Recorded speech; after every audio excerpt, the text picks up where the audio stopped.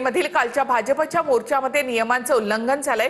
आयोजकांच्या विरोधात पोलिसांकडून गुन्हा दाखल करण्यात आला आहे।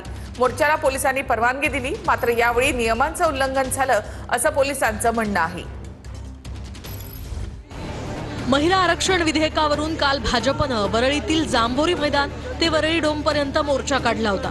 या मोर्चात नियमांचं उल्लंघन झाल्याचं पोलिसांचं म्हणणं आहे। मोर्चाच्या आयोजकांवर पोलिसांनी गुन्हा दाखल केलाय। या मोर्चासाठी पोलिसांनी परवानगी दिली होती, मात्र यावेळी नियमांचं उल्लंघन झाल्याचं पोलिसांनी म्हटलंय।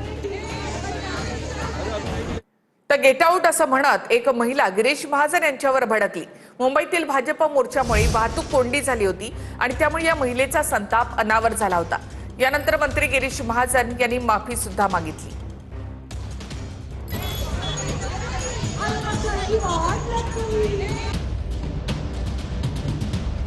मैदान में जाके बोलिए, ट्रैफिक को रोकते नहीं, okay? Get out of here. मुंबईत भाजपनं काढलेल्या जनआक्रोश मोर्चावेळी मंत्री गिरीश महाजनांना एका महिलेच्या संतापाचा सामना करावा लागला। Did you not understand? भाजपच्या मोर्चामुळे वाहतूक कोंडीचा फटका बसल्यामुळे महिला महाजनांवर चांगली संतापली। There is an empty ground. Yes. Get out of here.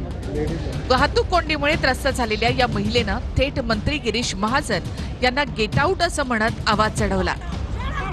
मैदान में जाके बोलिए, ट्रैफिक को रोकते नहीं, ओके? दरम्यान महिलेनं संताप व्यक्त करणं मान्य आहे। त्या महिलेला सॉरी देखील बोललो, पण महिलेनं वापरलेली भाषा योग्य नसल्याचं मंत्री गिरीश महाजन यांनी म्हटलंय। Did you not understand?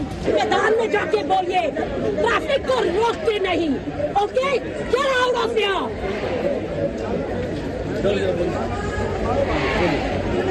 Did you not understand?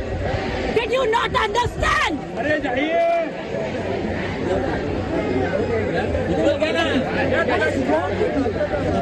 No, what is wrong with you? There are hundreds of people waiting. There is an empty ground there. There is an empty ground. Yes. Get out of here.